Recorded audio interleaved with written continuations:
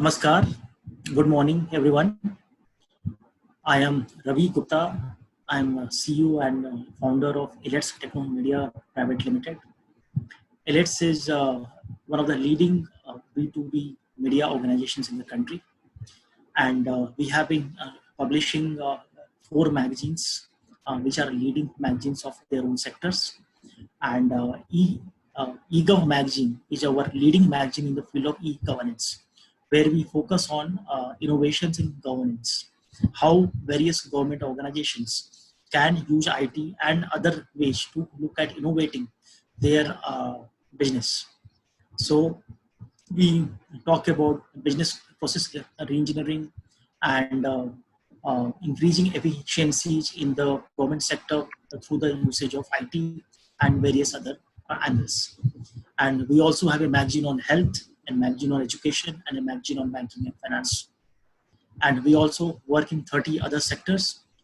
We also work in a power sector, and we have organized several power conferences in the country. And today we are honored to have with us Ms. Snehal R. She's an IS officer. She's a managing director of Mangalore Electricity Supply Corporation, which is a government of Karnataka undertaking. And today we are going to talk about the various challenges and opportunities for the power sector in Karnataka and specifically for Mangalore Electricity Supply Corporation. So welcome, Ms. Snehal. Thanks for joining us. Thank you, Raviji. Pleasure to have you today with us. And before we go into the technical issues regarding power, it will be good if Snehalji, we have an idea about a bit about your education, your what made you think of joining the IAS, and your career till date in the IAS services. Snehalji. So Raviji, I have a master's in psychology from Bangalore University, and civil services was the first career choice and probably the only career choice I ever dreamt for myself across my lifespan so far. And so right from childhood, I kept desiring to be a civil servant, and it was probably because of the upbringing and seeing the rural setup, because my grandparents were landless agricultural laborers working in the villages, seeing the plight of the farmers. And also as I grew up, I got into the service of an assistant professor in a government college.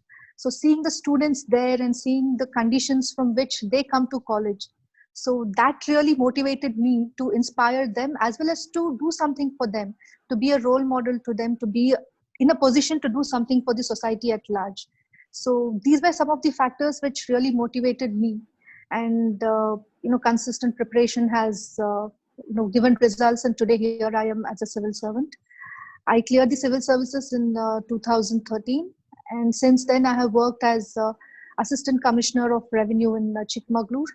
Post that, since 2017 Jan till 2018 September, I have served as CEO Zilla Panchayat of Dharwad district. It was in the rural development aspect.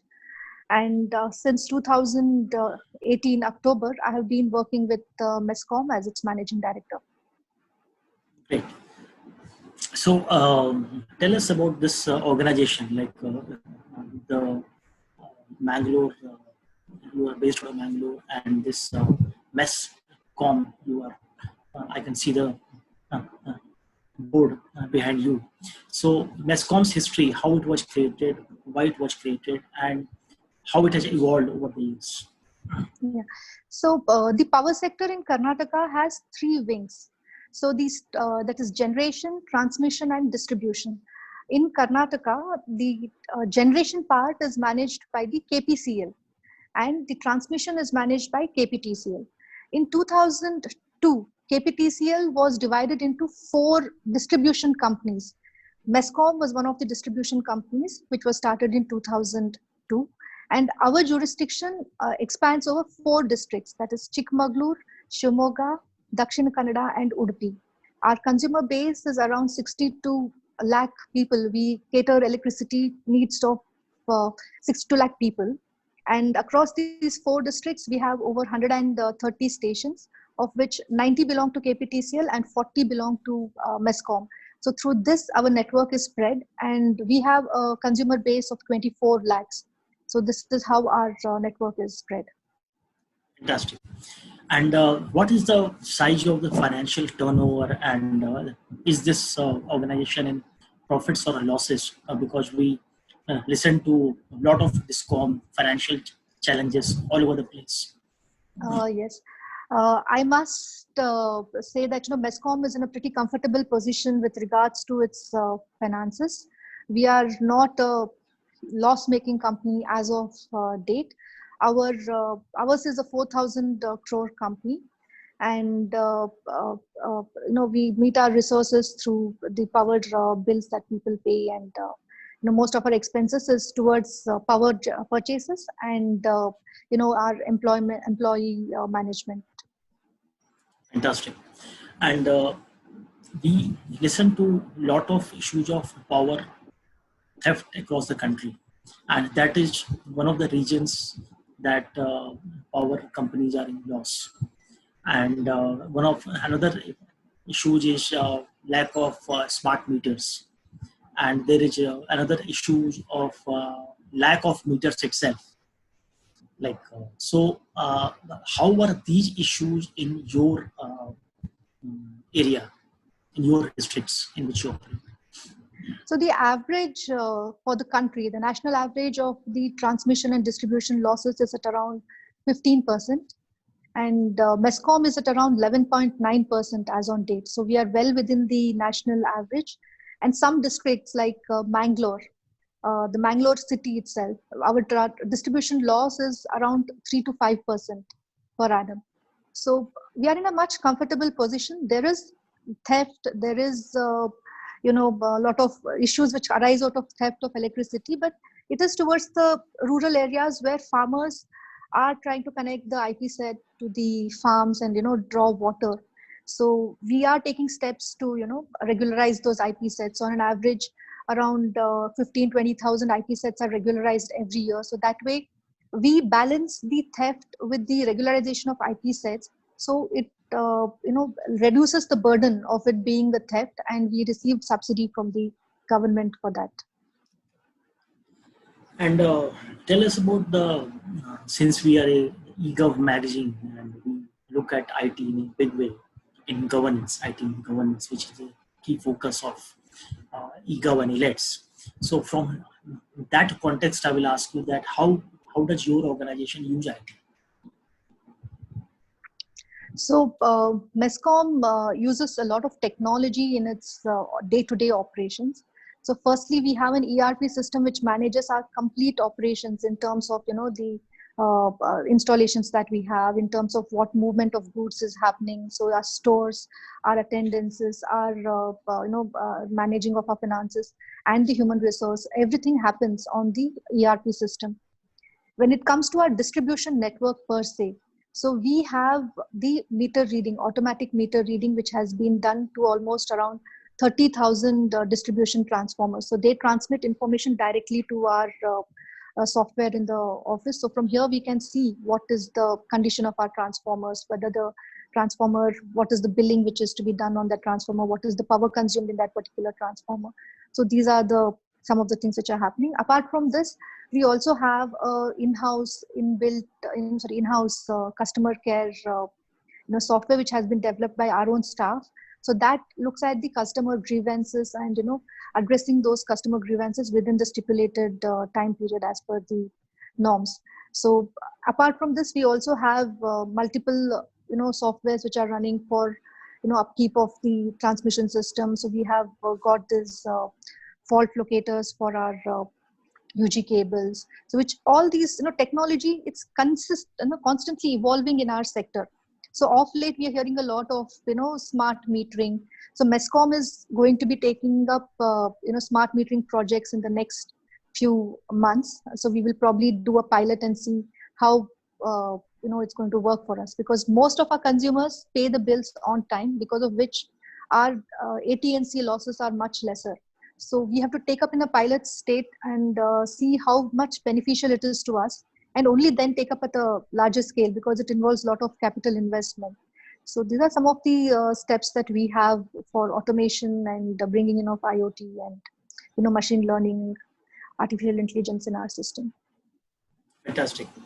Uh, what is the ratio of metered and unmetered electricity distribution in your area? So in MESCOM, almost all consumers are metered. So it's only the IP sets. So we have identified around 4 lakh IP sets in our network as of now, of which about 1.5 lakh are still not brought onto the system. So over a period of time, these will be brought into the system by metering. These are unauthorized IP sets. Apart from that, all other installations are metered. What you mentioned, I didn't get the IP sets you said. Irrigation pump sets. Achha, okay. Yeah, irrigation pump sets of the farmers in the rural areas. Exactly. I think that is the whole issue across the country, that in the rural areas, the agriculture usage of power is a big issue, which is not metered. And so you are looking at putting it inside the system now, yes, right? Fantastic.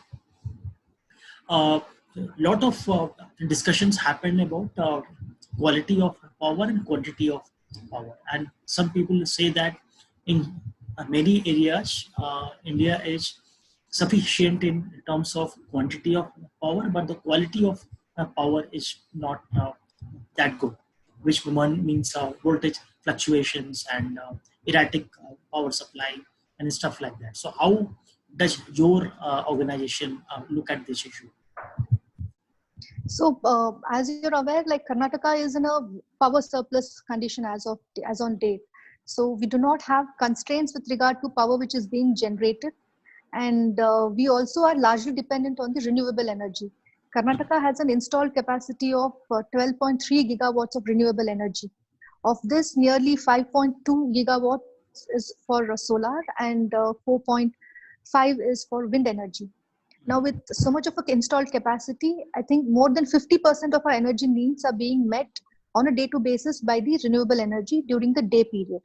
Mm-hmm. So, as such, we do not have shortage of power.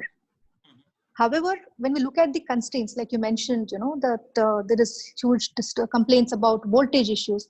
Yes, these are there because tail end towards the rural areas, as we go away from the transformer, the distribution network needs to be upgraded, and it needs to happen at a large scale. Now, we are not in a position to take up huge investments in these areas. So we do it in a gradual phase. Now, if you look at it, under the central government programs of integrated power development, IPDS, integrated power development system, as well as your DDU-GJY, that is Deen Dayal Upadhyay Gramin Vidyutikarana Yojana. In these two programs, we have extensively enhanced and strengthened our networks by laying additional lines, long kilometers of lines, changing of the old diesel wires with rabbit conductors, and then we have put additional transformers. We have metered the houses. So this way, we have been strengthening our system on a regular basis. But it cannot happen over a short period of time. It will take a long time, and it is a constant, continuous process. So process is ongoing, and we are striving very hard, to make our systems better. So over the last 3 years, we have pumped in more than 1,200 crores into DDU-GJY and the IPDS schemes to enhance the network and give better power supply to our consumers. Excellent. One of the missions of the central government in the last 5 years was to look at electrification of each of the remote villages all over the country. So what has been the situation in your area? So about 2 years back, government introduced the Saubhagya scheme, which is the Sahaj Bijli Har Ghar Yojana, where the remotest and the last houses which have not been connected or brought onto the system so far have been provided a provision to be connected. So in MESCOM, we had around 5,000 such houses across the 4 districts. These were remote hamlets in the forest, or households which have been recently constructed and still not brought onto the network. These are houses which have been constructed, not completed. The housing construction has not been completed for several years, and probably off late they have just made a temporary roof kind of a situation, and they are leaving. People are dwelling out there. So every such installation which was not brought onto the grid has been brought onto the grid now, and maybe the almost 99% of the consumers have been connected. Maybe the mop-up is going on now, so if there are any more households left, so we will be connecting them. And for this we have used two methods. One is connecting them onto the existing grid, and where we cannot connect them onto the existing grid, where it is not feasible financially as well as technically to bring them onto the grid, we have put in standalone solar systems. So now these standalone solar systems will provide them electricity. So the household on the roof, we have put a solar panel which will provide them electricity across the year. So this is what we have done. Snehal, you have been there for last 1.5 years, I suppose. So how do you see the major achievements in last 1.5 years for your organization? So in the last 1.5 years that I have been here, one thing that we have done is we have used our resources in the optimum level. So that was the first idea that we thought, let us use the resources that we have to the optimal level. And whatever new works that we take up, it has to enhance the system. So there were projects which were ongoing. Like I mentioned to you about the Deen Dayal Upadhyaya Gramin Vidyutikarana Yojana and the integrated power distribution systems improvement work which was going on. Both these programs were ongoing. So now we have brought them to a closure. So with continuous monitoring and constant updating of what is happening and visits to the field, we have brought these programs more towards a closure. Apart from this, we have also seen the DTC metering, which had already happened in MESCOM. So we have taken it further and ensured that all these meters are communicating with us. So basically, we have not taken capital intensive works. However, whatever works were ongoing, we have ensured that they reach to a closure. Many times in the power sector, there'll be so many of row issues, the right of way issues which will come up. Then people will not let us put our lines through their fields or through their lands. So solving those issues, solving all the court cases. So we have tried to make the system more stable, more reliable, and also try to bring in some bit of technology also. So we have developed our own customer care centered application which will cater to our consumers' needs. So we have tried to open up more channels of communication to our consumers. We have also enhanced the consumer experience of online payments. So when I joined in, one of the major complaints that I received was there were no online payments facilities which were available. So in the last 1 year, we have ensured that both urban and rural areas are in a position to make their bill payments online. So now no consumer needs to come to our doorstep to make the payments. They can do it at the comfort of their homes. So these are some of the small changes which we have done, but a lot more needs to be done. And like I mentioned to you that we are looking at smart metering and metering of all the other DTCs, that is the distribution transformers, which have not been done so far. And also bringing in more advanced technologies, because it's a constantly evolving sphere. So bringing in whatever is going to be applicable in the next few years. And I must also mention that while our area, we have 4 districts, that is Dakshin Kannada and Udupi. These are coastal districts. So we have very different kind of challenges here, because we cannot use the same material that is used in the rest of the state. So we have to use material which is like galvanized iron, so that it doesn't rust easily. And then we have the Malnad, the hilly regions of Chikmagalur and Shimoga, where again the terrain is very difficult to work. So we have to ensure that the system is strengthened at the grassroots level in the most basic manner, so that there is reliable power supply which is reaching to them. And in our jurisdiction, almost 6 months in a year, because of rains, it becomes very difficult to work. So whatever work happens has to happen in a period between November to say April, mid-May. So this is the time period we get to do anything that is related to the hardware of our entire system. So these 6 months, it's very crucial for us. Right. How do you look at, they say, big movement of government of India. It's called Digital India, and there's another program called Startup India. So, are there any initiatives of your organizations to look at? Uh, you have, in fact, mentioned about online payments, of course. Look at the startup ecosystem. So, are there any plans or ideas on looking at those areas of working with the startups by any chance? Yes. In the last few months, we have been trying to bring in some bit of automation in our training of the linemen. So we are working with a startup. So they are trying to provide us, the automated gear, so which will help us in training the staff, the linemen, so that there are no accidents. As a power distribution company, we cannot have our linemen go and work on a live installation. So we need to simulate this entire process. So we are trying to work with some startups, and they're trying to provide. So they are working with us to develop the particular modules that we require. Apart from that, most of the organizations that work with us, like in terms of providing us the ERP, so that has also been a local company here. 10 years ago itself, we have started with a ERP in our organization. So probably back then only it was a startup. So we have been working with a lot of newcomers and smaller organizations, and encouraging them to come up with technologies and services which we can implement in our day-to-day operations. One of the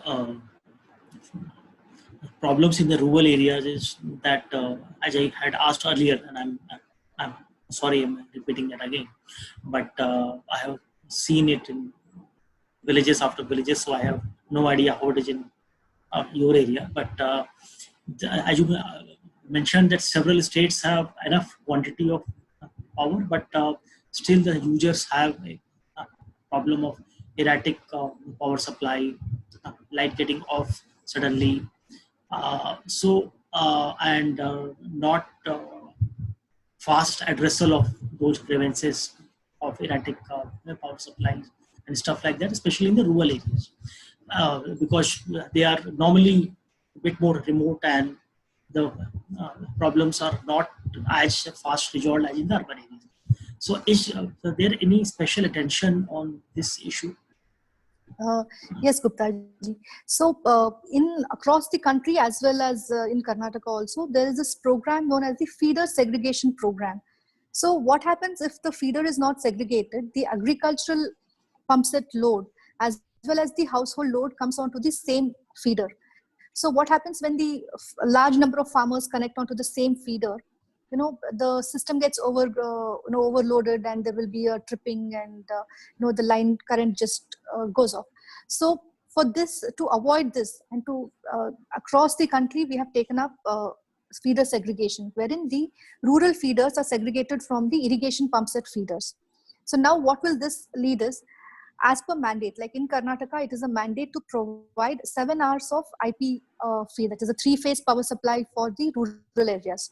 So if this load is segregated, so then it will lead to that the household connections will not suffer, and the farmers will get the 7 hours of power supply.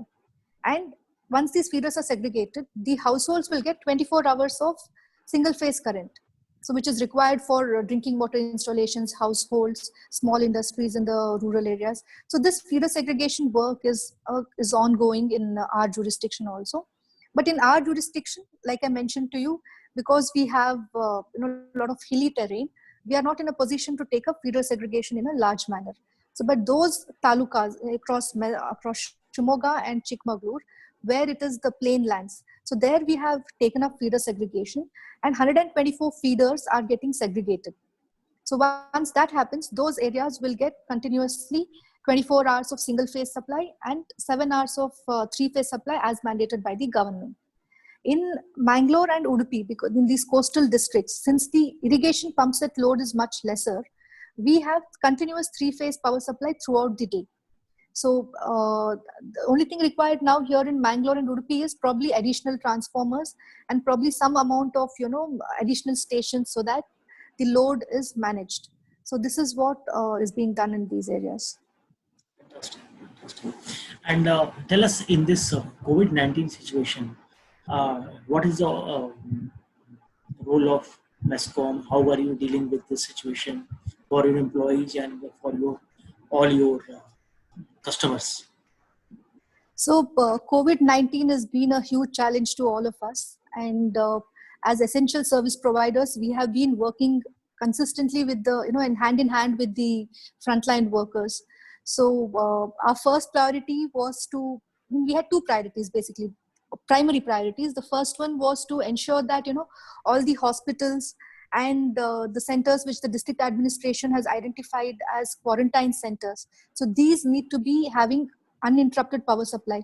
So we ensure that the lines which are feeding to those institutions are upkept, and there is no issues, and manpower is easily available. That is, our junior engineers, our linemen are readily available to tackle any issues that are happening in those areas round the clock. Secondly, as a electricity distribution company, our staff has to be available in the field. So there's a huge risk that they are exposed to. So we had to ensure that the staff is not not exposed to too much of risk in this critical times. So we had to ensure that they are provided with adequate safety gear like masks, sanitizers, and awareness about the illness and how much of social distancing that they should be maintaining, whether they should be traveling in groups, whether they should be working together. So we have educated our staff as well as told them how important our services are, and also given them the safety gear. Apart from this, once the lockdown has been announced, there's a huge disruption of movement of material and men.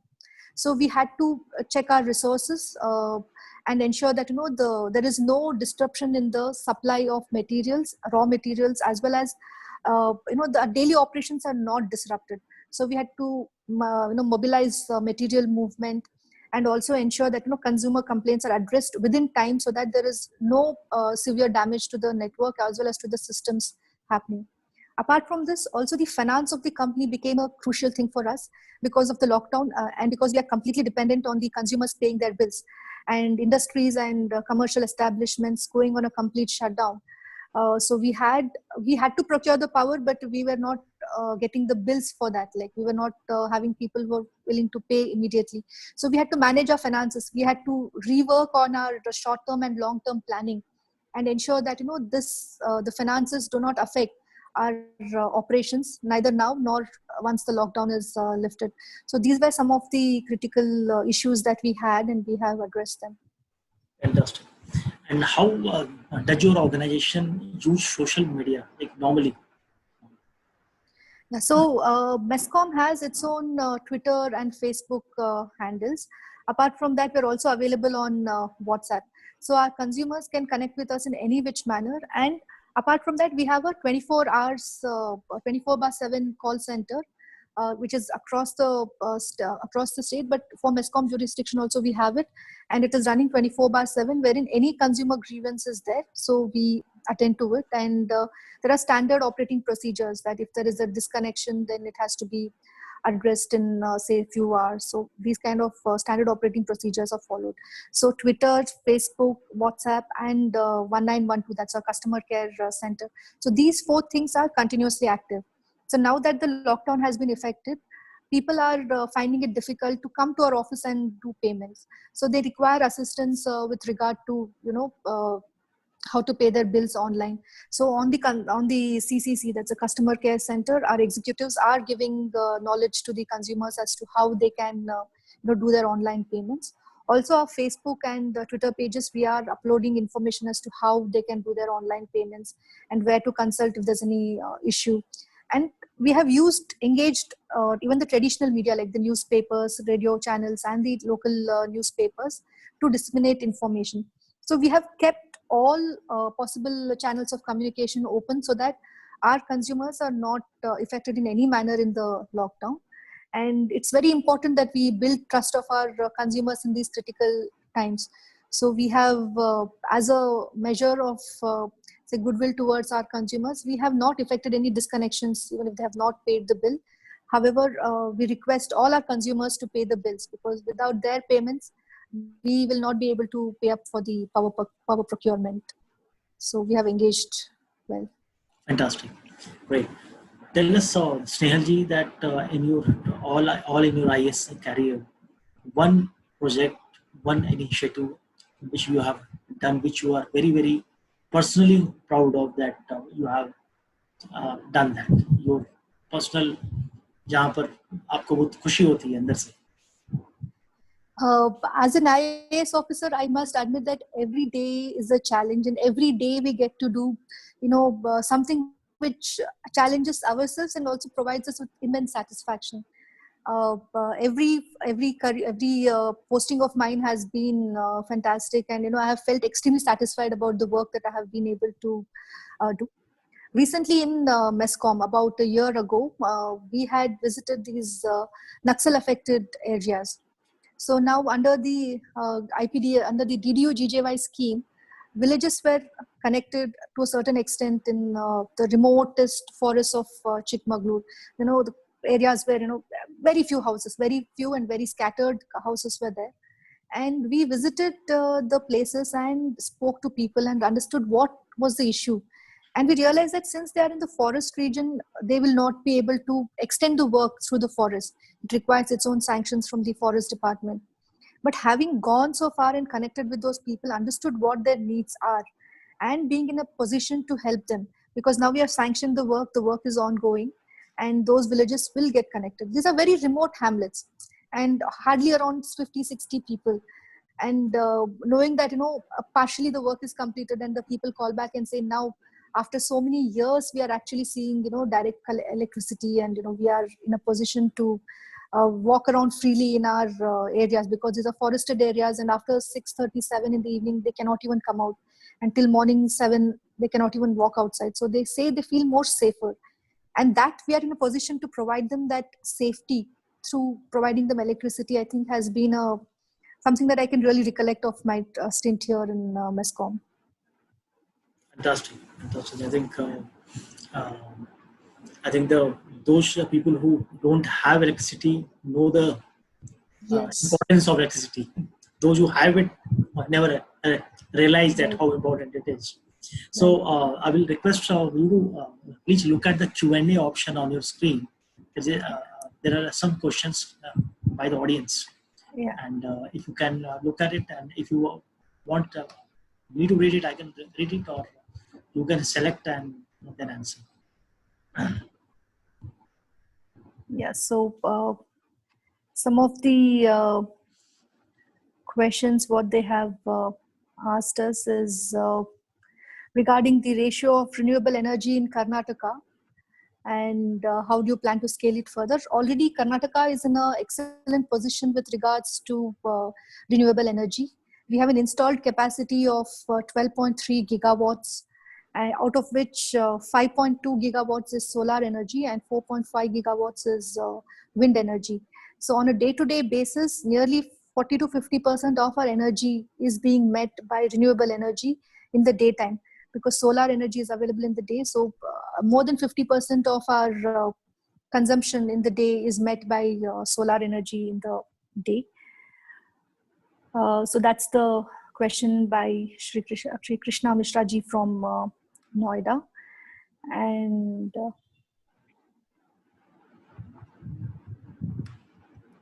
so one person by name Adarsh asks us, how is MESCOM looking forward to sustain on renewables in the times to come?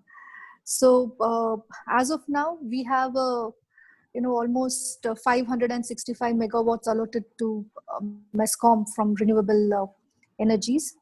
In days to come, one thing that we're looking at is the solar rooftop energy, and connecting it to our grid, so that there's more efficiency onto the solar utilization. So that is something that we are planning, solar rooftop energy. And waste energy plants, I think it's going to be a state decision. And since we are not the producers, power producers, we are only into distribution, I must tell that the state government is looking at converting from waste to energy, and the KPCL is looking at it. And in Bangalore, they're setting up a plant near Devanhalli. So that is upcoming. And with regard to my staff, they have asked us from Harshal Desai. So like I said, since the lockdown, and as essential service providers, our staff is extremely motivated. They want to be there. They want to, be there to people to reach out. And everybody is on the roads. Everybody is working in the corporate office, in the subdivisional offices, in the divisional offices. The staff is there. However, in light of their own safety, we have advised that, the office staff which is coming, we only ask for about 50% of the staff to come. And the field staff, everybody is there. Almost 90 to 95% of attendance people are working. We have discouraged pregnant women and mothers with very young children, like say less than a year old, and also people who are closer to the retirement, like say people who are about 57, 58, who are having health ailments. So we have discouraged all of them from coming to office, and we have requested them to work from home. And those who are coming to office, yes, we are providing them adequate safety gear. We are providing them vehicles for movement wherever required. And we're also trying to, ensure that, they're safely reaching back their homes, and, they're not having any issues. So this is something that we are doing. And now, with regard to the bill payments, every consumer will have to pay us, whether it is the domestic consumer or it is the industrial and commercial consumers. They have to pay the bills, because for the organization to run, for us to make power purchases, we require the money to come into our system. And yes, only thing what we have done is we have done average billing for the coming month. For the month of April, we have not gone door to door giving the bills. We have informed the consumers that they can pay the average bill for the last, either the same amount as the last month or the average of the last 3 months, which is being generated by the system. Information is being sent to them on their mobile through an SMS. And if they have not registered with us, they can call up 1912 and get their bill details. For industrial and commercial establishments, we are doing allowing them to give their meter reading. So there's something known as a trust, reading. So wherein they can tell us that this is their meter reading. Since their consumption is going to be lesser, we have allowed them to say this is the meter reading, which will be verified on a later date once the lockdown is out of force. So we will get the meters read, and whatever is the deficit or overpayment that they have done, it will be adjusted to the future bills. And for industrial sector, most of these are on automatic meter reading mode. So meters are either communicate to our network, or they're automatically read by our staff. So there is no issues with those, but we are in no position to extend any deferred payment or anything. So payments have to come. And so these are there. And there's this one question which is very interesting, which asks us, what would you propose for revenue leakages, by Priya Yadav. So I would like to say that to plug in these revenue leakages, we are intensively asking our vigilance team. So we have a vigilance wing in the DISCOM, which will regularly inspect installations and check if there's any theft, or if there's any additional usage more than what they have committed to. So all these theft and leakages are being checked. Also the CGR, we have a consumer grievance redressal forum where whatever disputes are there, so we are trying to get all the older issues disposed of faster, so that the revenue which is supposed to come to us can come in faster. Apart from that, the upkeep of the transformers, feeders, so we're trying to do all of that so that the distribution loss is also brought down to as much as possible. So these are some of the measures. And yeah, so if there are any other questions, we are There is a question on the chat by Prakash Menon. He's asking that what percentage of power users fall in the domestic household sector, and how is Mascom coping with the drop in usage due to the lockdown and its resultant revenue loss? Yeah.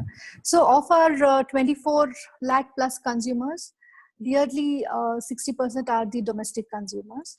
And industries and commercial establishments come to around 25% of our consumers, 25 to 30% of our consumers. The remaining consumers are our irrigation pump set consumers and other, with the water supply and street light installations. So the second part of the question, if you could just repeat it, it would just help. Yeah, so it was like written, how is TASCOM coping with the drop in usage due to the lockdown and its Right. resultant revenue loss? Yes. So our industrial and commercial consumption has come down by about 60%. So it's hitting us in a pretty major way. But since we do not have too many overdues, I think we are in a position to sustain ourselves. However, in this period, the domestic consumption has increased. So though there is increased free energy available, the domestic consumers as well as the agricultural consumers, so there it is getting offset. So whatever is excess, it's getting offset into the domestic as well as the agricultural consumers. So the grid is in a stable position to manage the sudden loss of industrial and commercial consumers. There's another question by Tendai Padenga. He has asked that, do you supply your consumers with smart meters, or you recommend accredited suppliers to them? Also, what type of relation do you have with the smart meter suppliers? So as of now, MESCOM has not taken up any smart meter works. So we are still trying to understand what technology would suit our jurisdiction. Like I mentioned, MESCOM is very unique in its terrain. So on one side we have coastal areas, on the other side we have the hilly terrain, the Malnad region that is called. So we're still exploring which technology suits us best. So quite some vendors have come and approached us.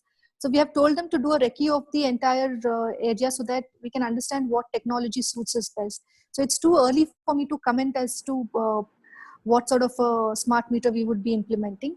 However, as of now, consumers are free to choose what meters, the DLMS meters.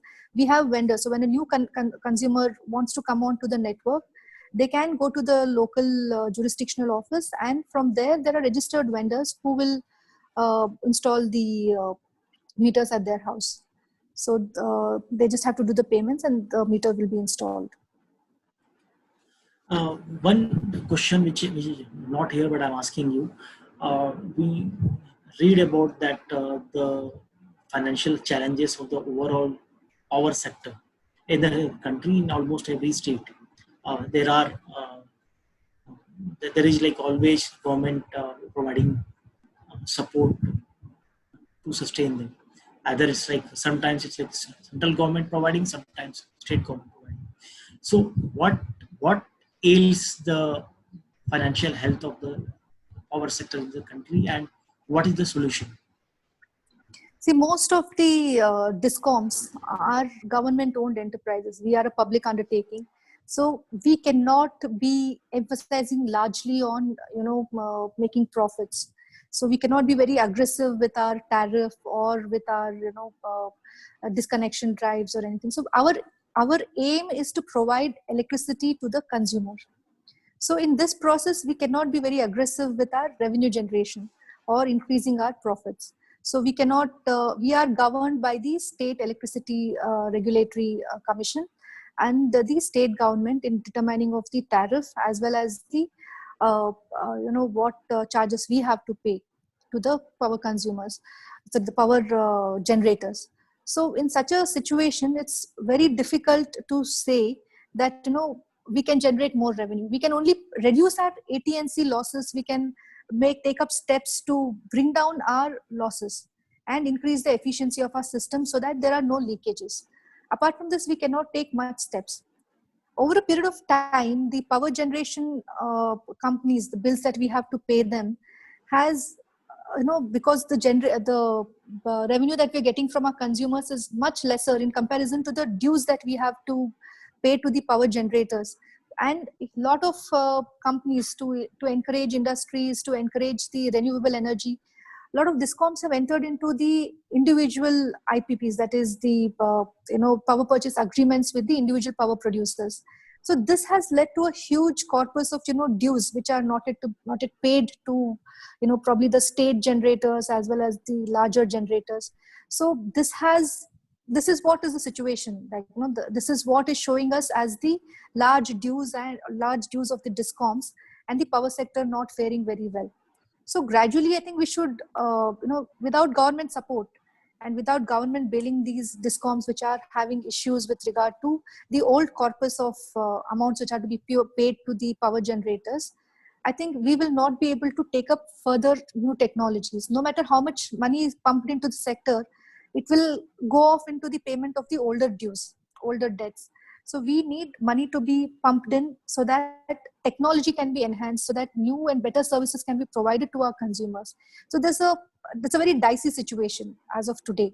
So probably over a period of time, as smart meters come in, as probably the thrust on renewable energies increases, I think the discoms will be in a position to fare better and manage the systems better and reduce the dues. But it's a long way from now. So we have to wait and see how the sector proceeds. Right. And how do you see that some of the cities have private operators who are doing the electricity supply? We have an example in Calcutta. We have a few other examples in different cities. So how has that experiment been, and any use of yours on that? See, even the private players who are there either in Mumbai or in Calcutta and in Delhi, they are also governed by the same state regulations. So in terms of the service provided, I think we are very much similar. But since they are private parties, the investments that they can do, the freedom that they have to do on their investments, I think they have an upper hand in that. And also their investments can come from multiple sources. So they can probably pull in from the other subsidiaries of theirs and pump into the sector and give better services. So I think they are at an advantage when compared to state discoms. So the fact that it is public versus private, service versus profits. So I think somewhere there's a line which is drawn, and they're at an advantage much better than the state-owned discoms. Right. So, Snehalji, I must thank you for joining us today. Great interaction with you, and I personally have learned a lot about the work which your organization is doing. Very inspiring work. Kudos to you. And you have attended our conferences, and also probably seen the eGov magazine of ours, and you are seeing that we are also in this lockdown situation. We are doing these webinars to create awareness about the good work the government is doing. Your views and suggestions about ILETS. So last few months we have been working with you. We met you at the conference also, and I think ILETS is doing a fantastic job in this period of lockdown in interacting with officers of different cadres and different portfolios, and trying to understand how the different organizations are functioning. It's a commendable job that you're doing. I must congratulate you for that. And creating awareness is of supreme importance in times like now. And you're doing a fantastic job with that. And I thank you for calling me on this platform and letting our viewers know about our sector. And a lot of effort is being put in from all stakeholders in the government, all departments in the government.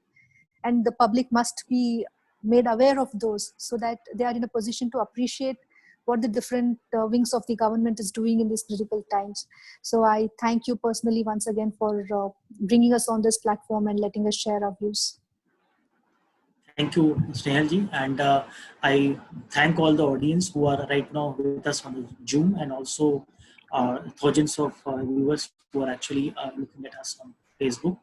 I request each of you that the great work which this corporation of the Bangalore Electricity Supply Corporation is doing under Snehal ji, it should be known to as many people more, so that a lot more people are inspired by her work.